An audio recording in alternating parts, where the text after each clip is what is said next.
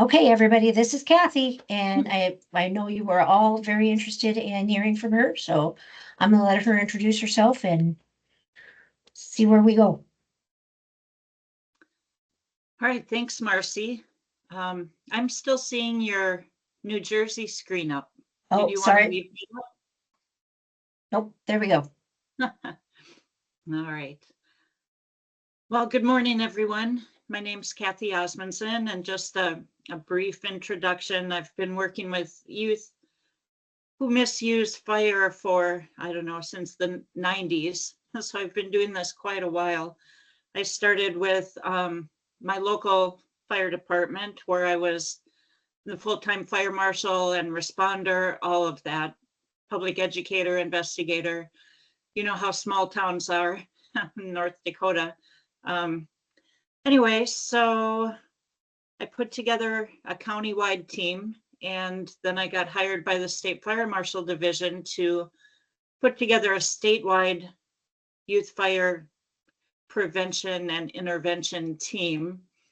I worked with them for a decade, and I retired in 2022. And since then have been working closely with Vision 2020 and the Y-Fires project. I was a stakeholder in the development of Y-Fires back in, boy, my whole career at the state, I was working with that.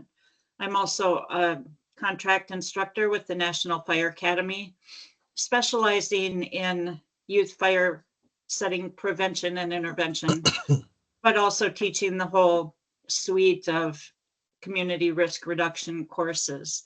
So I've been following this topic closely for many years. And back in the day, in the 90s, early 2000s, we had a lot of curiosity kids who were imitating adult behavior and didn't really understand the consequences of their actions. We've transitioned several times. If anyone's heard of ACEs, adverse childhood experiences, that contributes to a lot of youth fire setting and other behavioral disorders, especially impulse control. A lot of behavioral disorders. Impulse control is one of the symptoms. I got my master's degree in forensic behavioral health, so I could understand these kids a little bit more. And that was quite insightful. And now, Marcy was showing earlier this case of a 14-year-old who was arrested for intentionally starting a fire in New Jersey that caused extensive damage. And he's also suspected in another fire that caused even more damage. So I talked with Mike Weller about this yesterday, and we've been talking about it in the Vision 2020 Y-Fires group as well. We're seeing a trend towards more violence, more intentional destruction with these kids. And so it's my theory that, if we can catch them early on their first fire or even their 10th fire, we have a better chance of changing that behavior. Not all kids who set fires intentionally destroy property or intend to hurt people, but it's a path that they go on. If anyone's taken the National Fire Academy 6-day YFPI course, you've learned about the different typologies of these kids, and they don't start out as delinquent or severely disturbed. It's a path that they kind of go down. So I'm wondering who is in the audience and what your experience level is, if you've taken any of the National Fire Academy courses. So maybe we can open up the conversation, and I'll leave my microphone on and answer any questions and try and help, move your programs along as well. Sounds great. We'll just go in a round table. Robbie, you're the first on my screen.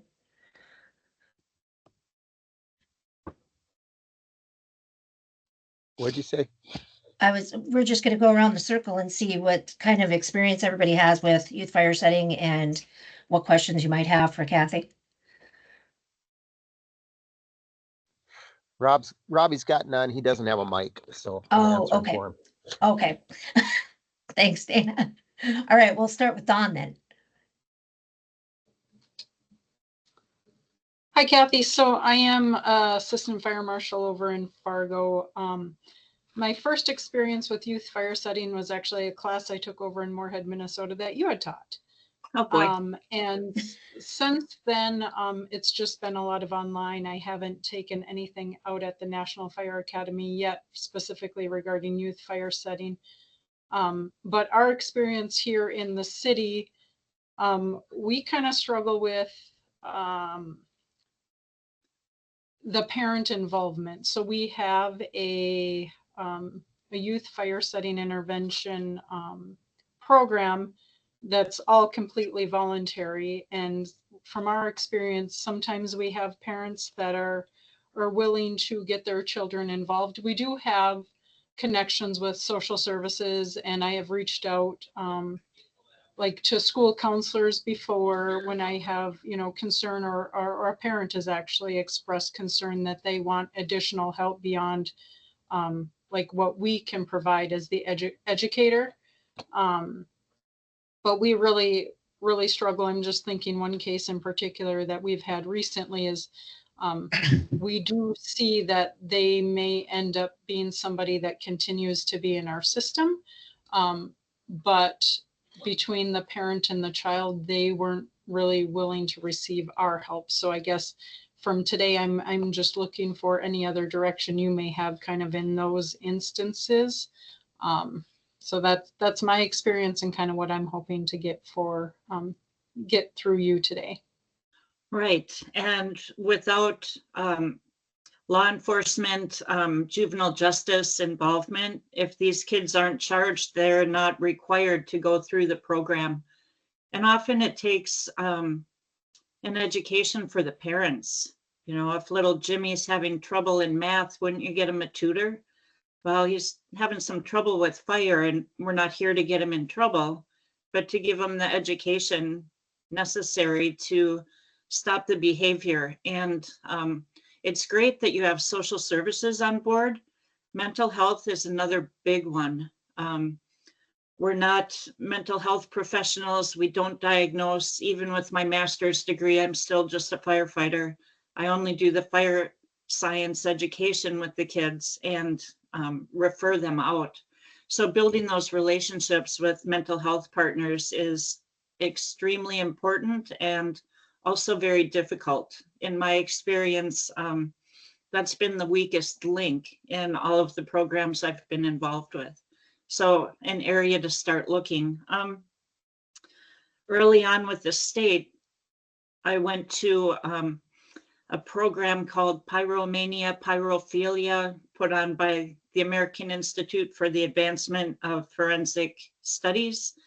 And the person who was in charge of that organization, I stalked him for a good year and just wanted him to be involved with our youth fire intervention program if he was promoting educational sessions like that. And for my tenure at the state, he was our statewide consultant.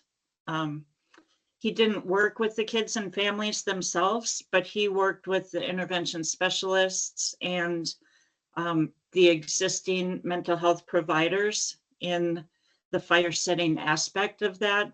Unfortunately, since I left, his contract hasn't been renewed. And so, how things change once you transition out of an organization. But yeah, I'd encourage everyone to find that mental health care person and educate them on the problems of youth fire setting. Great, Don. Thank you. So next on my screen is John Neeb. And we have, John's from West Fargo, and we have a few people from West Fargo here. So should we just do all of West Fargo? Yeah, You want- so I was just gonna say Travis is kind of our lead on the youth fire setter stuff, but personally I have taken some online courses, and a couple years ago through our North Dakota Fire Prevention Association, we had an in-person NFA class. I've only done 2 interviews myself, but Travis is kind of our lead on that. So I don't know what Travis wants to speak to. Hey, Jeff, Travis. Yeah, thanks, John. What an entry. So yeah, I'm fortunate enough that I was able to attend the 6-day class at the academy. It's a lot of information, but like any academy class, it's very beneficial. Um, the experience that you go through. And then I also attended the class with John. It was out at Bismarck. It was like how to conduct the interview, not so much the background in managing the youth fire center program, but it was they had scenarios where we all came in and sat down and went through questioning, which was very helpful. Um, since then, yeah, there's been a handful. I mean, like they teach you at the academy, um, you always think that there isn't youth fire setters in your neighborhood or in your community until you find out that there are youth fire setters in your community. You just don't know where they are because they're not burning down the whole house. They're just burning down small things. We've been lucky enough to be right next to Fargo. So Don has been very helpful to figure out how to best approach our community, including the type of questions to ask and how to work together. One of our obstacles here in the school area, because we get a lot of our referrals, questions from SROs, school resource officers, which is very Great. lucky because Mhm. they were kind of hard to connect with, the police department, but they're becoming more and more helpful in notifying us when they might have a potential problem. But Excellent. the way that the school districts, and I'm not faulting the schools at all, they handle their things the best they can, but how they might take a youth who might be a potential troublemaker or somebody who is looking for help, and they circulate them from school to school. So we have uh, 8 elementary schools in West Fargo, and then we have a number of elementary schools that are in Fargo, that are West Fargo school districts. So yeah, kids just get circulated around. So to try to pinpoint them, if it is by fire or if it's not, that's one thing. But it's just an interesting dynamic to have one school district that's in 4 different fire areas. So, but it's a perishable skill. If you don't get to, unfortunately, if you don't find the ones who need help, it can be cumbersome to try to get through the questions. So that's all I got to say about that. Right. So Travis, are you using a screening tool To get them in or for asking the questions? for asking the questions? Yep. So for asking the questions, like I said, we got a very helpful questionnaire, set of questions that we got from Dawn and Fargo Fire and her team. Reason why we followed that is because, like I said, some of our students might be going back and forth between the Fargo side and the West Fargo sides. So we tried to duplicate that the best we can so that they can be referenced if our kids go to Fargo, or if they're coming to the West Fargo school, if that makes sense. Yeah. Um, So are you tracking your cases in Wi-Fiers at all? we haven't had anything cross over. If we haven't had an actual fire that we've had that might have had a previous. I know John had one that he spoke to that was a fire setter, and then we happened to just see them when we went out and did our fire prevention months. We do follow-ups, the 6 month and then the year follow-ups, just to see how the youth is doing. Mm-hmm. Yeah, so Wi-Fiers, if you're not familiar with it, it's an online free case management system. The way I set it up in Minnesota is the whole state is under one account. so everybody can see what's in there.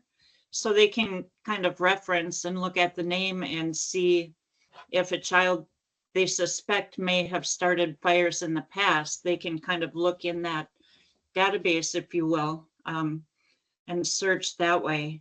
Other states, each individual program would have their own account. There you go, excellent. So I'd highly recommend using that. It keeps everything in one place. And additionally, on the national level, what Vision 2020 is looking to do is have that data analyzed by a professional data analyst and really get a picture of what our nationwide problem is. So it's a user-friendly tool. I just wanted to put that out there. I don't know if you're using it or not. I should have looked before we got on this call. Yeah, if we're able to have access to that, that'd be great for something that's already tracking it, and it still keeps the confidentiality of the individual, correct? Absolutely. It's not totally secure. It's secure in that only 20 data points are possibly accessible, and they don't identify the child at all. I think the closest identifier would be age and zip code. But Okay. other than that, nothing is accessible outside of your program, whether you do it city by city or you set it up as a statewide program. It wasn't designed to be set up as a statewide program. And I think I gave Don Porth a few gray hairs. He is currently the gatekeeper of wildfires, but it is a very good tool. Then all of your information, you can upload documents, pictures, track conversations, and you don't have a paper file. My fear at the state was that even though my files were locked in a cabinet in my locked office, the marshal had the key to that. And if the commissioner wanted something, my office wasn't 100% secure. So I entered everything into Wi-Fiers, shredded the paper, and now it's in a secure location. That'd be great. Yeah, I guess we could look into that. Thank you for that information. Yeah, all you have to do is hit register on the website www.wifires.com, and that'll send you right over to Don and he can set you up with an account. Looks like Don has a question.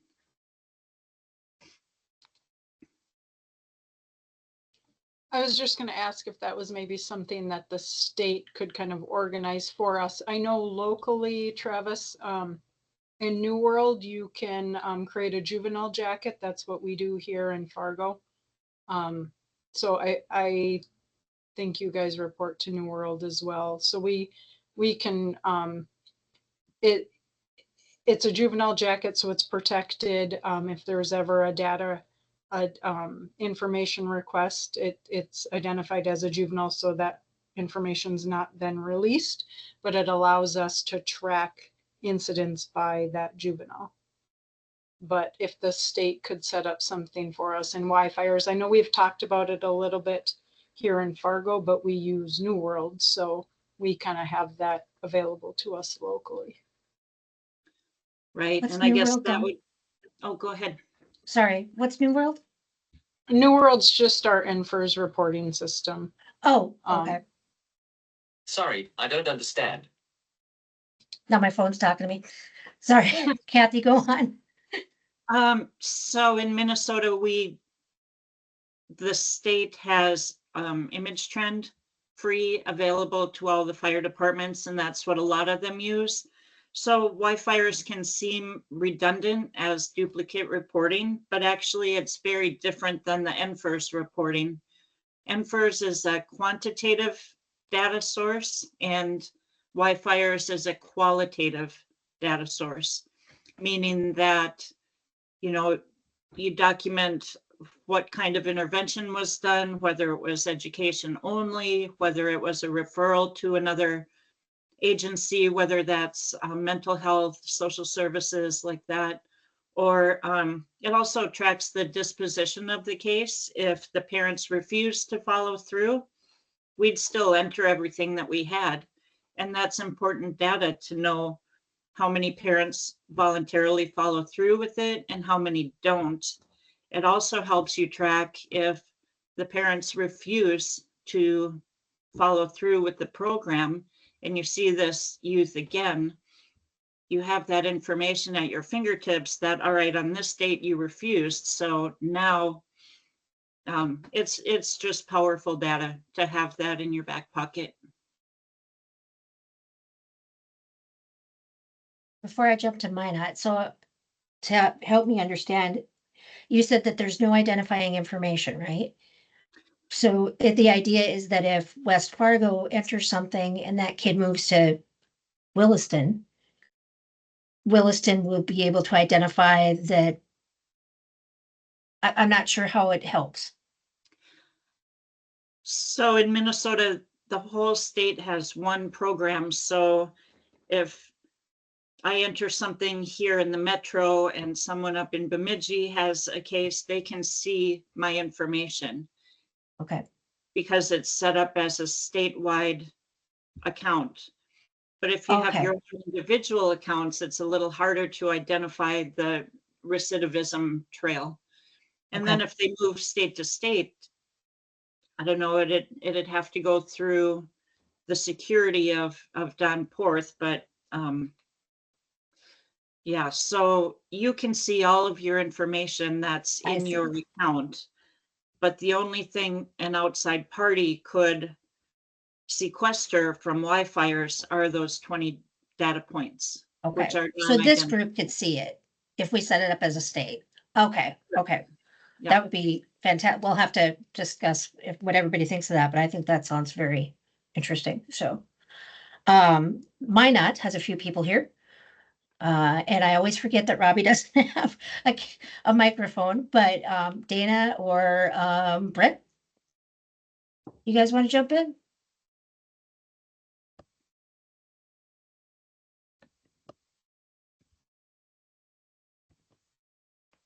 Minot must be distracted at the moment. How about Adam? Just a second. Adam, Sorry about that. sorry. My Go ahead, mic Dana. my mic Oh. didn't turn on. We're struggling with mics. Yep, it's on now. So Minot doesn't currently have any active program going on. We had a few cases a few years ago, but we haven't had anything recently. As far as my experience, the only experience I have with it is while being on the engine company and responding to the calls. So that was my chance to actually see it at that level where you ran into the kid right after it happened and had the encounter. That was quite a few years ago, so I don't know if there was a program in place at that time to capture that information, but we have been pretty fortunate. We don't have a lot of cases up here of it. None of us have been to the academy for it yet, so I don't know what the future plan is, but we are trying to become a little bit more aware of it. So this program is going to help quite a bit. So Great. And like Travis alluded to, it might seem like you don't have any cases, but once you put a program together and start marketing, it happened regularly. I think it happened after Dawn's class too, up in Moorhead, that once they started marketing the program, oh my gosh, they found kids. And it wasn't that all of a sudden they had a spike in youth set fires. It was all of a sudden there was something to do about it, and they were being referred. right, I understand that part. We're not seeing it because we're not looking. Kind of basically is what it comes down to. Right. And the Fire Academy does offer field classes. I realize it's hard to get away for 6 days, but we do have, I think the class Don was in probably was specialist class. There's also the 2-day advanced interviewing and educational strategies and another 2-day program manager class. And so the 3 2-day courses are equivalent to the 1 6-day course. So that's an option for you guys too. You just have to work through your representative for the National Fire Academy and have those classes requested. Gotcha. Does anybody know, so does that mean we could go through NDFA?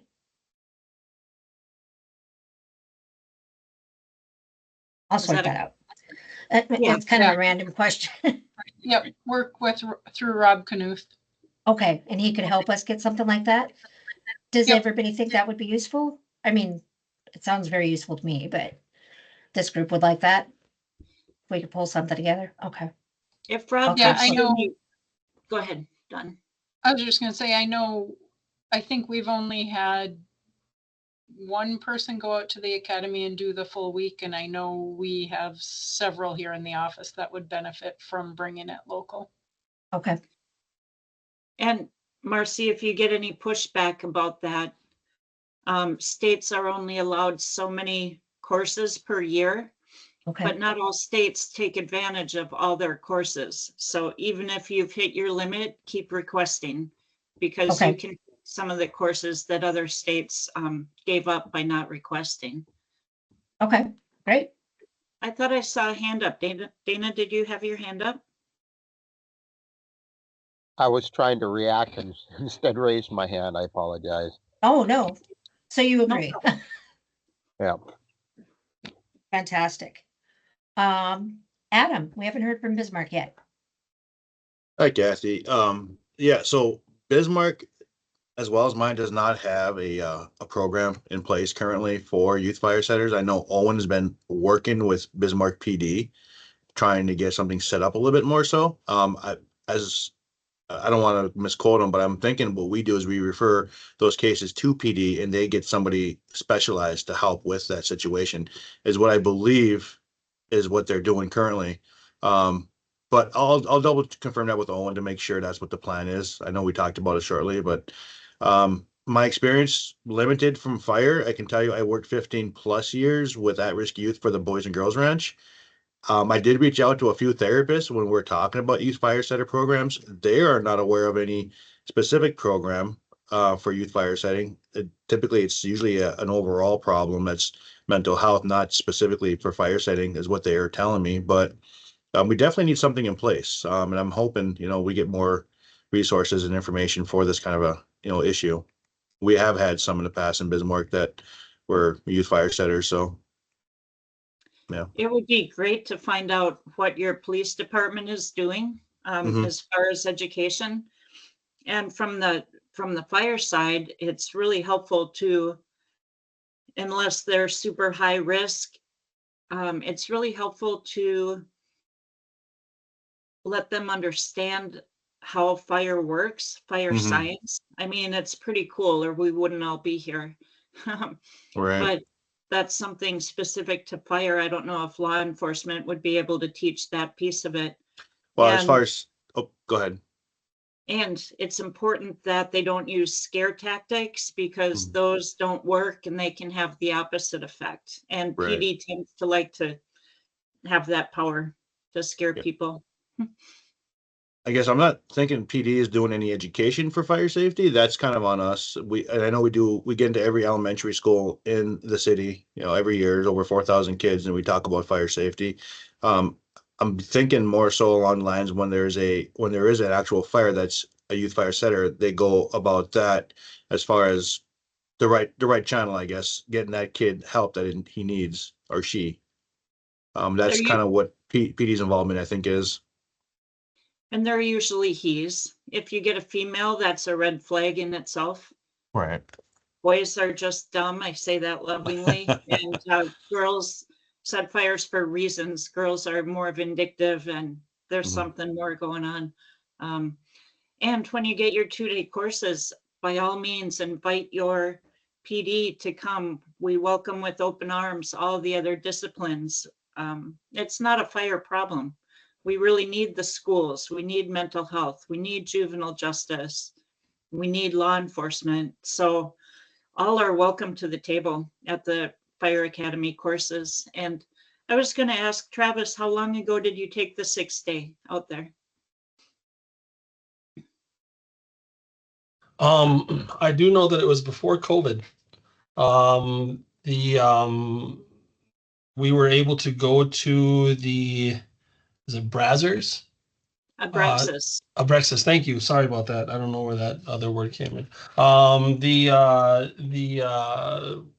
yes, we were able to go into there and actually interview the individuals themselves, which was something to see. I know somebody else had gone after and they had to do it virtually. So that part was very eye-opening. So it was yeah, back in before 2020. Okay, yeah, because we went in and totally blew up the curriculum and redid everything. And one of the benefits from COVID is we can do that virtually, which means the field courses also get that experience. And the whole class gets to see everybody else's interview. So you don't only have, your little room with your partner and the kid. You get to see everybody's and debrief on it afterwards. So yeah, I can't emphasize enough how great an experience that is.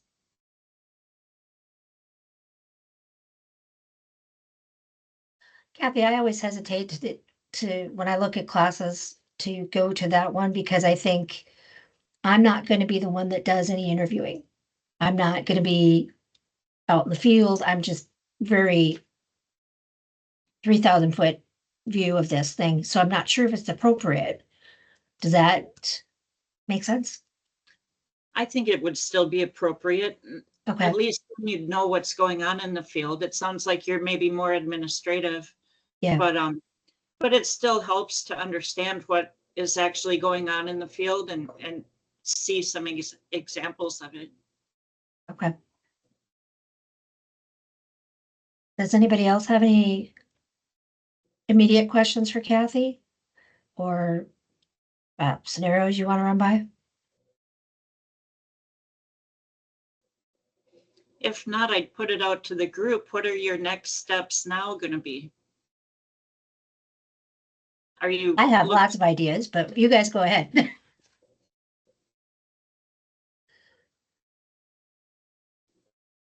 No thoughts immediately? I'd like to get Wi-Fiers at the state level because I do think that would be beneficial. Like I said, I understand what you're saying, Kathy. The NFIRS reporting is the quantitative, not the qualitative. So I see the value in the qualitative. But I do also know that we have had youth leave our jurisdiction and go to other jurisdictions. And we've tried to kind of just reach out and give a heads up to that jurisdiction.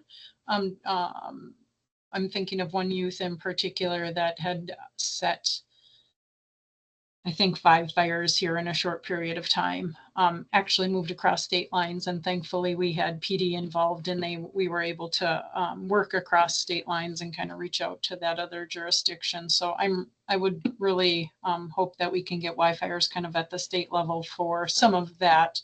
But I would really also like to get just our staff, because we are a bigger jurisdiction and we do see it fairly regularly.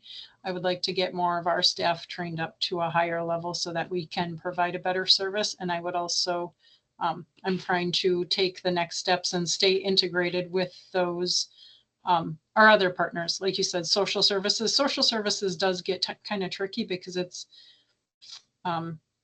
literally filling out an online form. Years ago, 10 years ago, when I first started this, I used to have the ability to call up our social services, and now they want us just filling out an online form. And I don't necessarily like that.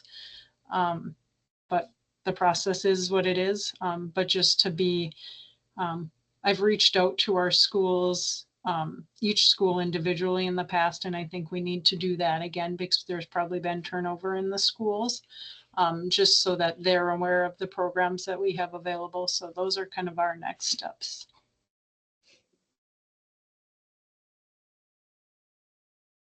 Anybody else want to jump in?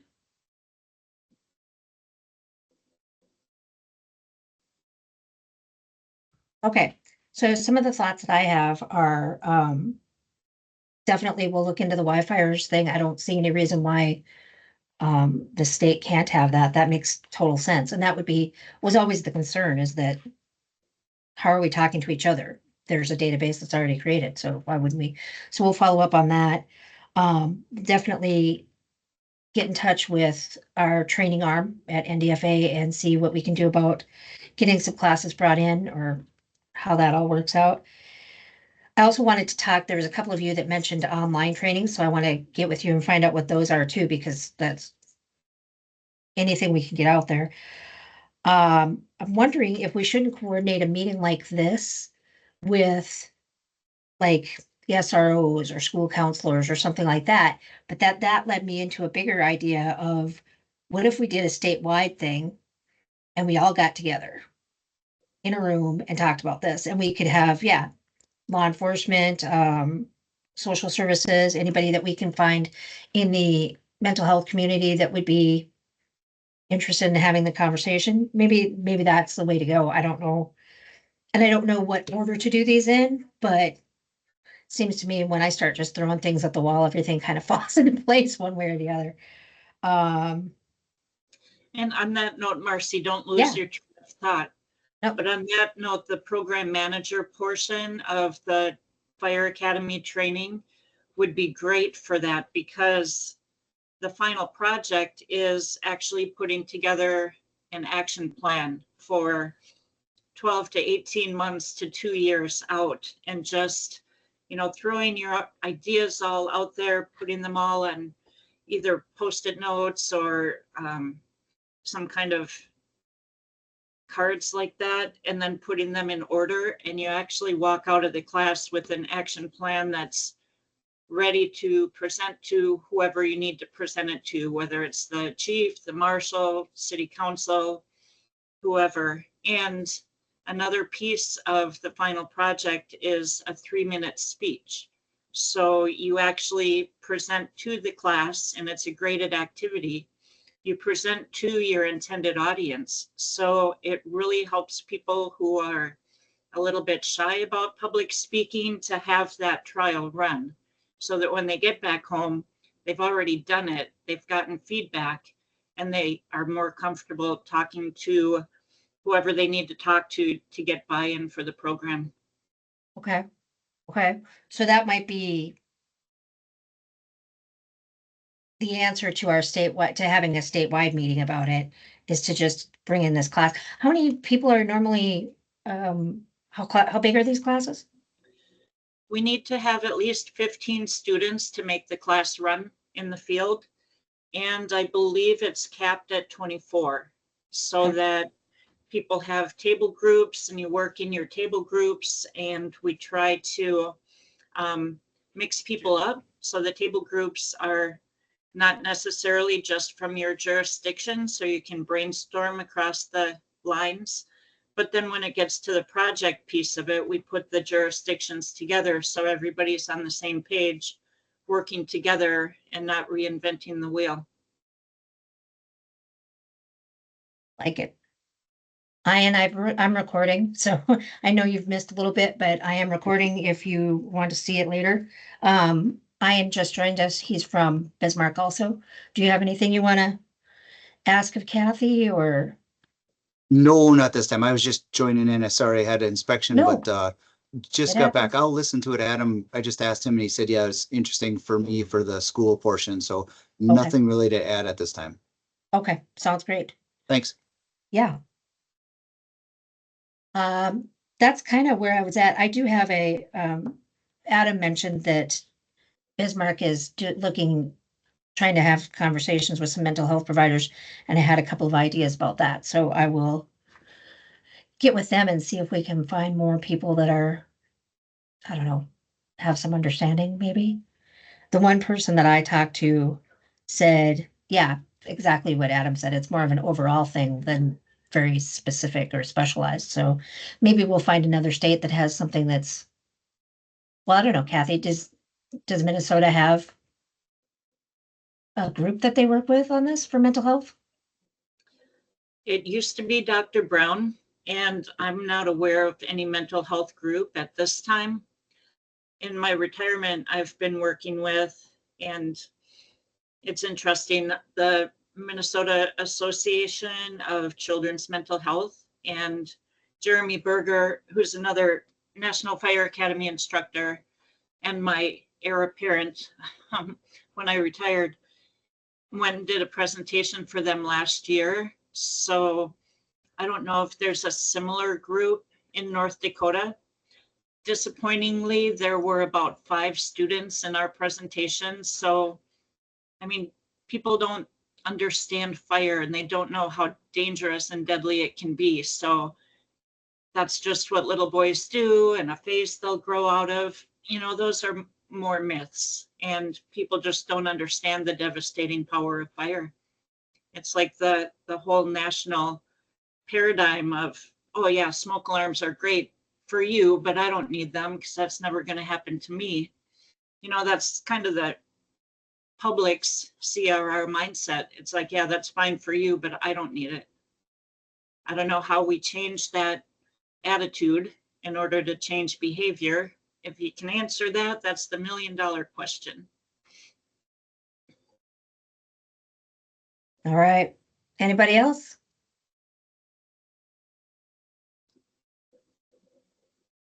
Going once? All right. Well, if nobody else has anything to jump in with, I am going to go ahead. Marcy, I'll send you some links for the online YFPI programming that I know about. Oh, great. And if you come up with any more, please share them with me, because, you know, as I travel around, I collect ideas for educational strategies and everything, and just kind of try to be that melting pot. And then I share that information with everyone that I come across too. Is there any concerns about mixed messages? Like if you take a course from here, their philosophy is completely different than what NFA is doing, or? There are some concerns about that. Some states just want to do their own thing. Illinois, for example, they just want to do their own thing. They sent a bunch of people to, I don't remember, I think it was a 6-day class. Maybe it was a 2-day class. I don't remember. I taught it with Marty King, and they just wanted to basically get our ideas and then teach their own people whatever they wanted to teach them. I don't know. I am biased and very involved, but I think the National Fire Academy is where it's at. That's like your university level of research and understanding on this topic. And we're not the police, just like I wasn't the YFPI police in Minnesota. I was just there for assistance and to do the best I could to help anybody who was interested. But yeah, we can't dictate what states want to do, and everybody's got a right to do what they want to do. So I'm more interested in consistency. So if most of us are Right. doing it one way, I would think that would be helpful, but right. And No, the I see Fire your point. Academy and Vision 2020, and I was involved with the IFSTA training, but again, it kind of went on its own direction because they edited our stuff the way they wanted to. But Don Porth wrote the IFSTA manual on YFPI. If you're not familiar with that, it's a great resource document, and consistent with the National Fire Academy as well. It's got their own spin on it, but the basic messages are consistent. IFSTA's YFPI. Okay, got it. Yeah, it used to be part of the Fire and Life Safety Educator, but YFPI got so big that it warranted its own manual, which Okay. is, again, I think for us. Yeah. Okay. Thank you for joining us, Kathy. We really appreciate it. I have a much better understanding of how the state can help with this if that's what the departments want. And I will type up these notes and send them out to everybody for input. And I appreciate any links that you can send us, Kathy. That's The more the more into education, the better. And Marcia, are you Absolutely. gonna include something about the Wi-Fi's, guest reporting? Is I that, do you have will def- information? Okay, Yeah, I will definitely do that. thank I you. think that sounds like it's gonna be the cornerstone of the state's idea of a plan. Well, I'm excited for you guys. It sounds like you're on a great trajectory, and I'm honored to be here and help. And anything I can do in the future, just let me know. We will hold you to that. All right, good luck. Go All right, forth. and thank do you. good work. All right. You're welcome. Bye.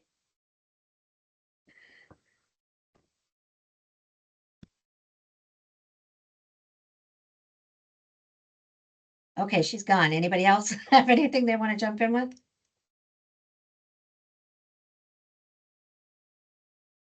All right, I'm just gonna hang out here until you guys all leave if you want to talk about anything.